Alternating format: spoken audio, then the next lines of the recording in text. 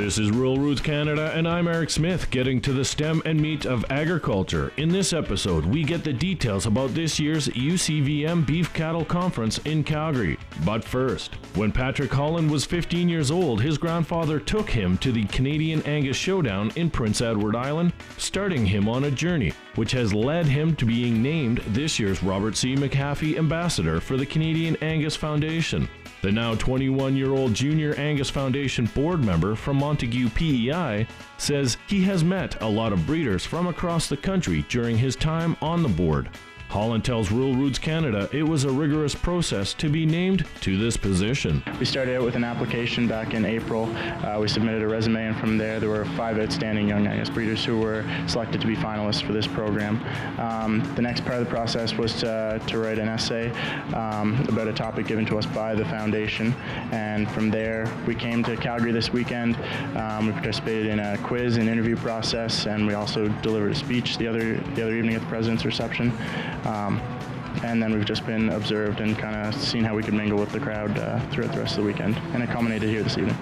Holland says Angus has one of the best junior programs in the country, and it is evident at this year's national conference. We've got probably 20-25 Angus breeders under the age of 21 here this weekend, and it's just truly outstanding, and I think you'll see more of that now that the beef market is starting to return to what it has been, and even exceeding what we've been at in the past. Holland says the most common issue he is hearing from young breeders is how hard it is to get into the industry.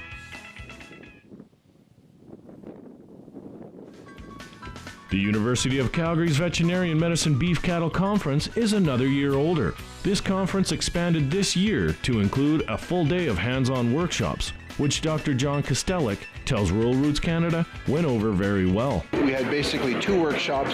One workshop was on low-stress cattle handling. The other one was on managing animals in a chronic pen, and also appropriate on-farm euthanasia. And we replicated both of those workshops, so if someone wanted, they could attend one or both of the workshops, and we didn't force them to choose one over the other. Kostelik says they have really concentrated on providing practical information and training that the beef producers can take back to their farm or feedlot.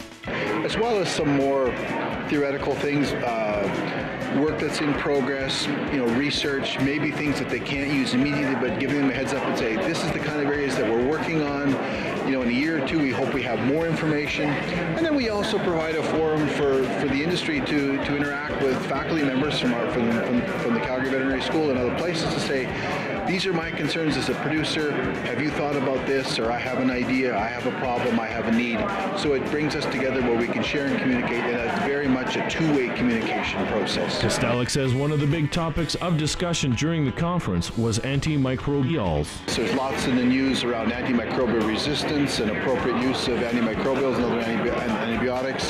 So we're really focused on that, beginning with a talk initially about, from a society perspective, from the kinds of initiatives that we're seeing in industry, for example in McDonald's and A&W, and the kind of approaches that they're using to increase their market share. And then we went from that to more specific issues around appropriate antimicrobial use. Had a pharmacologist from the University of Saskatchewan talking, Patricia Dowling, talking about pharmacology. We had someone from the pharmaceutical industry talking about appropriate antimicrobial use. Kostelik says the conference is also a great opportunity for the UCVM students to show off their work and have conversations with producers and industry stakeholders.